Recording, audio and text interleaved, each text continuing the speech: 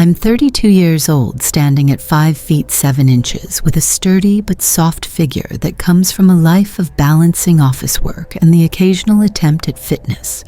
My hair is a deep chestnut brown, tied back in a loose ponytail that's already frizzing from the stress of the moment. My eyes are green, though they're probably red-rimmed now, from lack of sleep.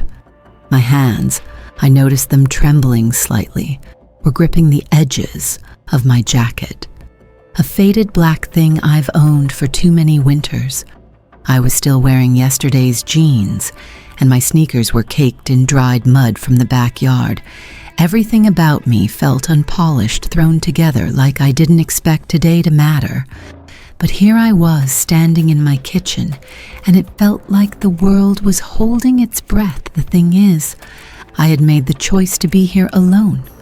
No one had asked this of me. No one had pushed me. It was my own decision, and now I was choking on it. I looked down at the dog sitting by my feet. Charlie, my uncle's retriever. His golden fur gleamed in the afternoon light slanting through the window, and his big brown eyes stared up at me with a trust one didn't deserve. He had no idea what I was about to do, or maybe he did. Dogs always seem to know more than they let on, okay? I whispered, though the word felt like a betrayal. My voice cracked, and I swallowed hard, trying to steady myself. The camera was already set up on the counter, its little red light blinking like a heartbeat. It was ready. I wasn't. The blinking light on the camera stared at me like an accusation, daring me to move, to do something. My chest felt tight, like a weight was pressing down on it, making it hard to breathe. I ran my hands through my hair, the loose strands sticking to my damp palms. My throat burned with the words. I couldn't say the decision I couldn't make. Why was this so hard? Why couldn't I just do it, Charlie? The ever-loyal retriever sat silently by my side, his head tilted as if he could sense my hesitation. His tail thumped lightly against the tile, and it was the only sound breaking the unbearable stillness in the room. He trusted me completely, and that made it worse. It was all on me now. I paced the length of the kitchen, my footsteps echoing against the cold tile floor.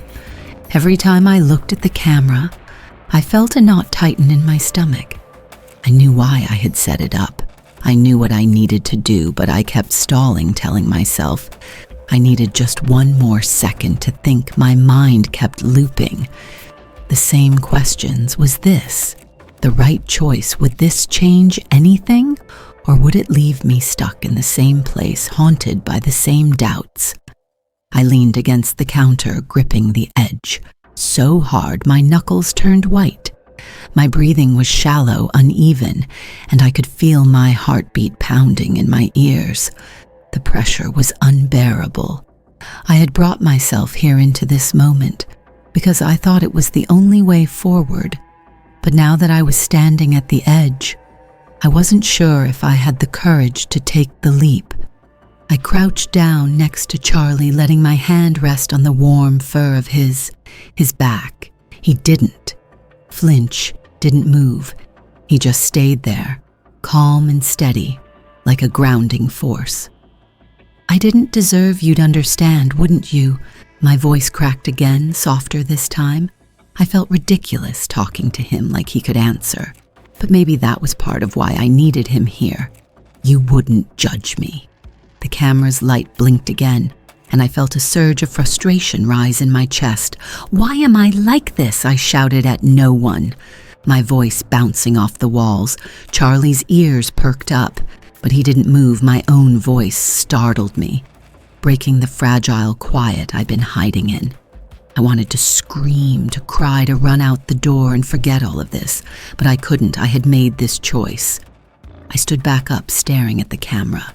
My reflection in the lens stared back, and for a moment I felt like a stranger to myself. What was I waiting for? What was I so afraid of? My mind spun with 1,000 answers, none of them clear, all of them pulling me in different directions. But beneath all the no noise, there was a quiet, insistent voice. It's time, the thought stopped me, cold freezing the air in my lungs. It wasn't loud or forceful.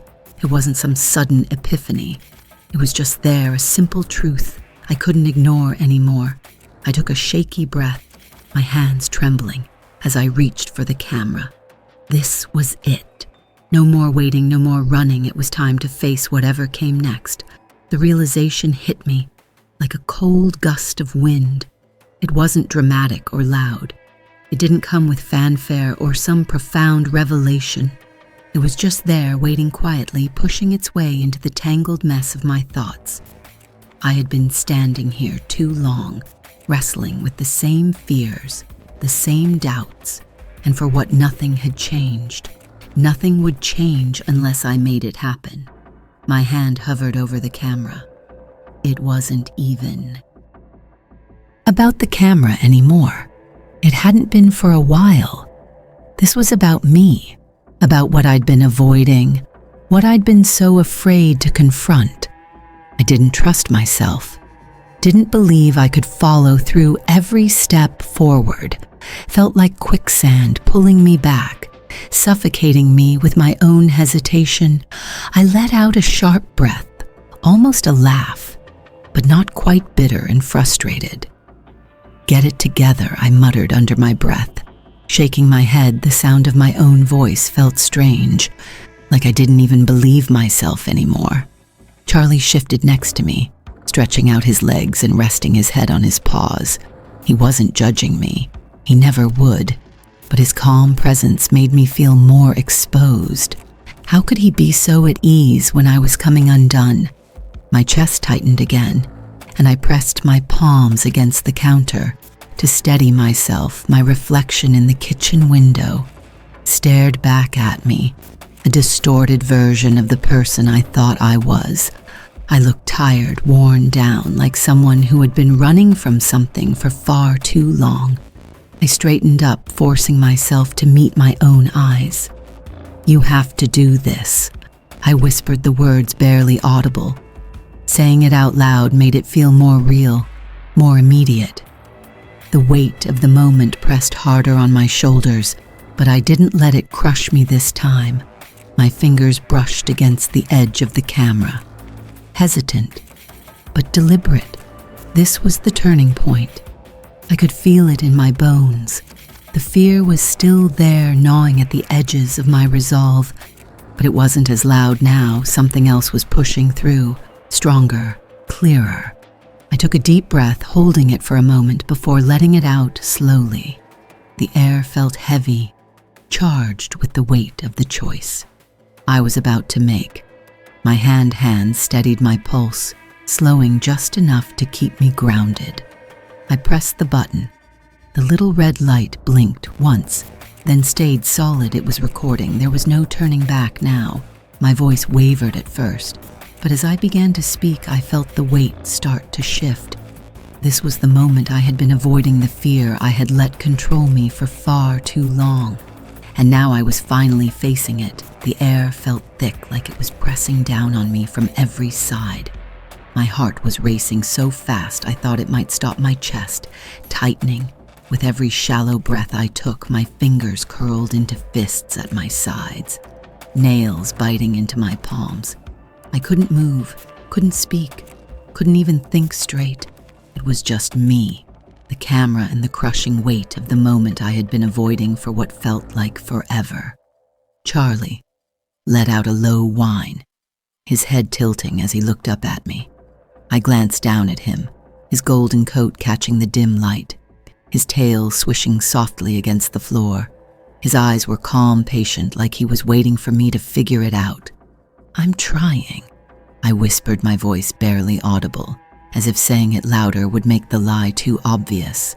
I turned back to the camera. The little red light was steady now, unblinking, like it was challenging me to do what I came here to do. My stomach chid, and I had to swallow hard to keep from letting it all spill out. The fear, the frustration, the overwhelming doubt that had been building for days, weeks, maybe even years. Why was this so hard? Why did it feel like the world was going to split open the moment I took that step? It wasn't even a big step, not really, but it felt like standing at the edge of a cliff, the ground crumbling beneath my feet, and no way to know if I'd land safely. My hand hovered over the counter, shaking as I tried to steady it.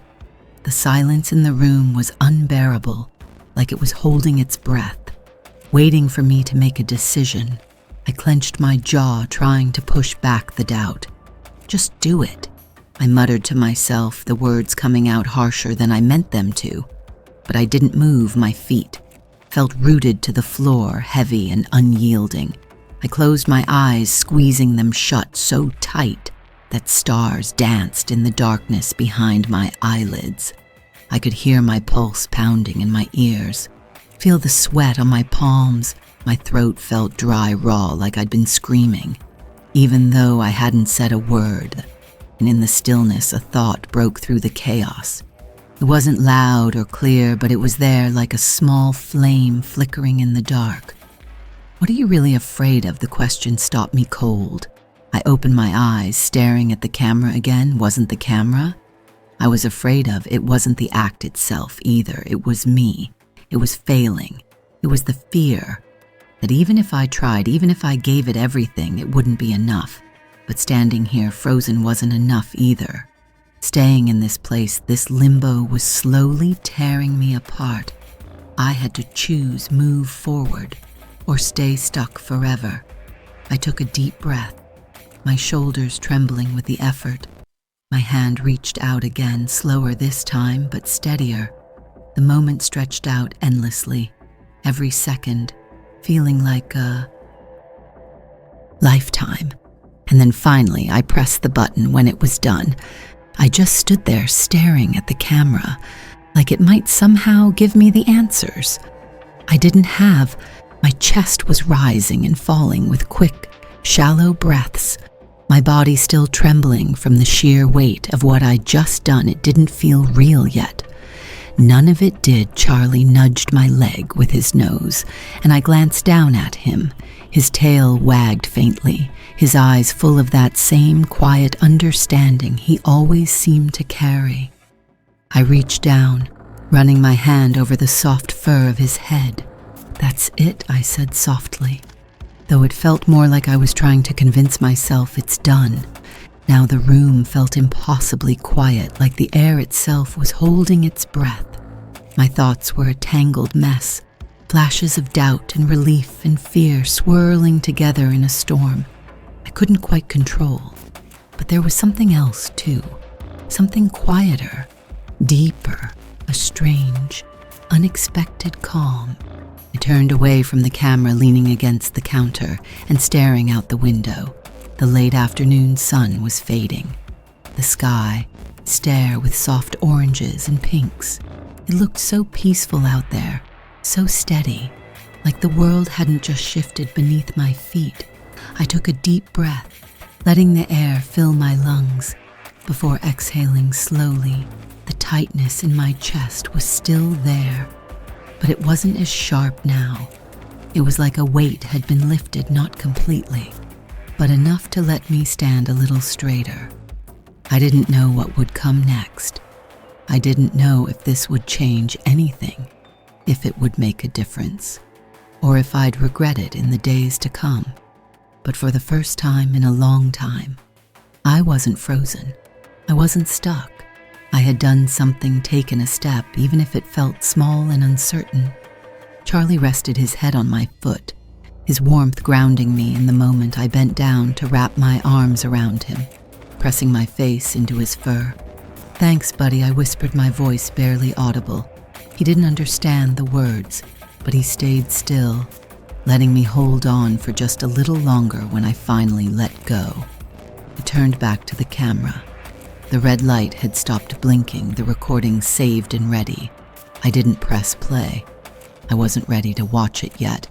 Maybe not for a long time. For now, it was enough to know that it was there, that I had done it. I reached for the camera and turned it off the room, falling into an even deeper quiet. My reflection in the darkened lens caught my eye. And for a moment, I didn't recognize the person staring back, but then I realized she looked calmer, steadier, like someone who had finally faced something she'd been running from. For far too long, it wasn't perfect, it wasn't easy, but it was done. And for now, that was enough. If you enjoyed my story, please like this video and subscribe my channel for more stories.